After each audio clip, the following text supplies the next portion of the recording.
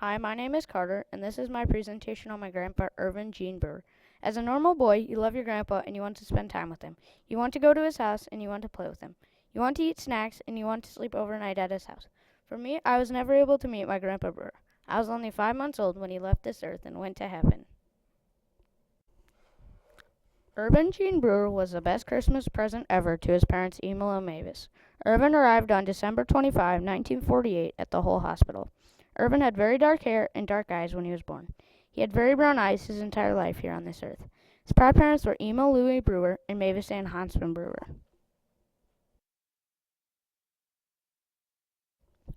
Irv attended country school until 5th grade. Then after country school, he went to Boyden Hall. He went to Hull in 6th grade, Boyden in 7th and 8th grade, and high school was in Hull. His favorite subject in school was math, and he disliked spelling and English. When he went to country school, he had to walk a half-mile to school. When he was in high school, he took the bus to town. His best memory of school was graduation. When Irv was in high school, they would go out milling the streets in Hull and Rock Valley with friends on Sunday nights. There was bumper-to-bumper traffic, and they always had fun doing this. Ervin was the third child of 7 born in his family. Ervin had 5 brothers and 1 sister. Leroy Henry was the oldest of the bunch, followed by Larry. Ervin Jean was the next one in line, and then arriving was Glennis Emo. Next came the one and only daughter, Marlene Kay. Galen Wayne joined the family just a few years later. Finally, Stephen J. was the last of the Breuer children to be born. Emo was a farmer for his entire life, and Mavis was a housekeeper. Mavis spent her time being a stay-at-home mom, taking care of the kids, doing the laundry, cleaning, and preparing meals for them to eat. Ervin and his brother spent a lot of time outside. They played outside, but they also had to help with the chores of the farm. Ervin and Larry played together often. Usually they had a dog that would follow them around. If you were able to find the dog, you would also find Ervin Larry. One thing they played was Daredevil. On one occasion, there was a gentleman at their farm digging a new water line for them. Ervin and Larry would stand on one side of the trench and then, of course, jump to the other side of the deep trench. Had they jumped and missed the other side, it would have been a very bad deal. But guess what? Of course, they made it every time. Irv graduated from high school in May of 1968. In February, he was drafted into the Army. He attended basic training in Fort Polk, Louisiana. He hated it there. They referred to it as Fort Puke, Louisiana. From there, he went to Fort Sill, Oklahoma, and he said it was a beautiful place. He had always planned to take his family there, but it never happened. Then he was off to Vietnam. From July until September of the next year, 1969, he was the head of artillery in the U.S. Army. The problem that arose was the unit was rated on how many casualties they achieved. His victory and fame came from how many people he killed per day.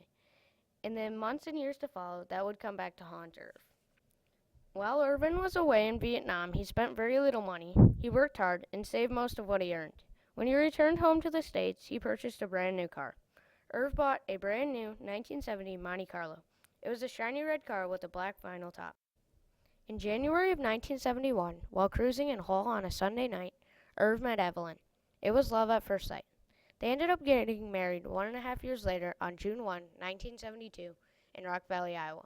On their wedding day, the colors were medium blue and white. For their honeymoon, they went to the Black Hills. After they were married, they moved to a farm and started their new life together. A favorite saying that Irv had of Ev was a familiar song. Irv would sing off-key, "You are my sunshine, my only sunshine," to Ev. Irv and Ev went on to have a family. Their first child was Cindy Renee. She was born on July 3, 1973. Mark Evan joined the family only 15 months later. He was born on October 16, 1974. Next came Timothy Lee.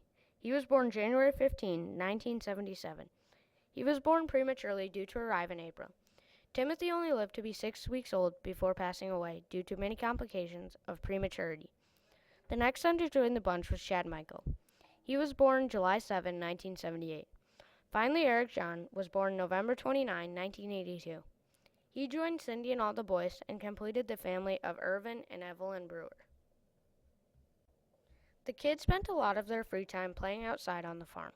They could be very busy and entertain themselves with just about anything. One memory is when the kids chased a big old turkey around the light pole, making him run faster and faster. They did this several times, which caused the turkey to fall over dead. That evening, Ev spent her time in the barn butchering the turkey that had fallen over dead. Another favorite pastime of the kids was driving the pickup in the alfalfa field. In 1983, Irv and Ev bought a brand new 1983 Chevy pickup. The vehicle had a straight stick shift, and Irv taught each one of the kids to drive it. He was very proud that he did it and was successful. The kids also enjoyed playing on the bales of hay and straw, in the hay mound of the barn, and in the hay shed. They would take the baby kittens with them and pretend that they were the babies. If they were really good and Irv was in a good mood, he would let Cindy and Mark drive the lawnmower around the yard and pretend it was their car. After those happy events in Irv and Ev's life came a bump in the road. In June of 2001, after an MRI of Irv's head and a variety of other problems and symptoms, Irv was diagnosed with a grade 1 oligodendroglioma brain tumor. On June 15, 2001, Irv was admitted to the Sioux Valley Hospital and scheduled to have surgery the next day.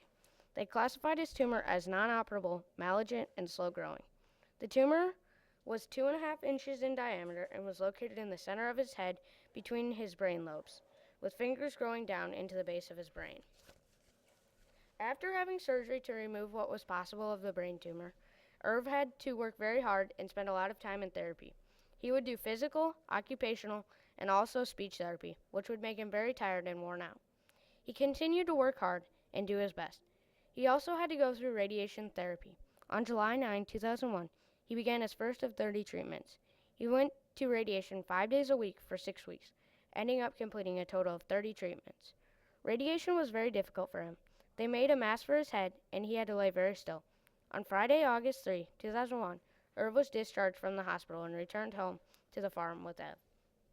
Ervin was able to recover from the surgery and the treatments, but he continued to have a tumor in his brain. Ev had to work to provide and make money for them to live, so Irv would be at home. He was able to do that for a short time, but then the cancer seemed to make that an impossible task. He could not think clearly and make decisions on his own. Then came a time in their life that Ev had to make arrangements for people to come and be with Irv while she was at work. People were very helpful and gracious with their time and their gifts to them. In August 2002, the family made the tough decision to move Irv to the VA Medical Center in Sioux Falls, South Dakota. He was very content while having to be there. He was always very happy to see visitors, but he was also very happy to visit with the nurses and the caregivers there. As the days and months progressed, so did Irvin's symptoms. He would become slower and have more difficulties finding words and getting his thoughts out. His walking became more unsteady, and his balance failed him at times, and he would end up falling down. Then came some horrible news for Irv and his family. In February 2003, a CAT scan confirmed that Irv's tumor had regrown to twice the size when they had first removed it. It was decided that nothing more could be done for Irvin but to enjoy his time on Earth and to keep him comfortable.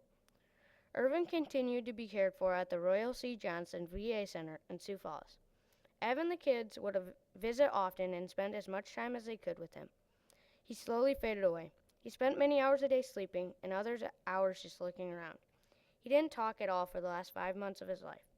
Ev often wondered what he was thinking. She worked very hard to get him to talk, but it was not meant to be.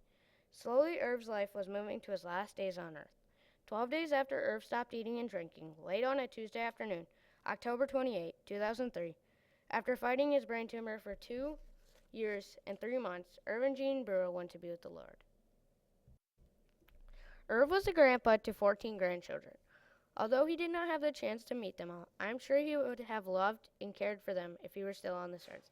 His grandchildren are Haley, Lucinda, Alex, Madison, Carter, Austin, Cadence, Aaron, Aiden, Lashana, Tegan, Andrew, Taryn, and Tessa. Irv never met any of the grandchildren younger than myself, but he would have loved and spoiled each of them if he were still living. Although I never had the chance to meet and remember my grandpa, I'm sure he would have been a great role model and he would have cared for each of his grandchildren. He would have played with his grandchildren or taken them for a walk. He would have gotten them a snack if they were hungry or gotten them a Band-Aid if they were hurt. My grandpa was a great man.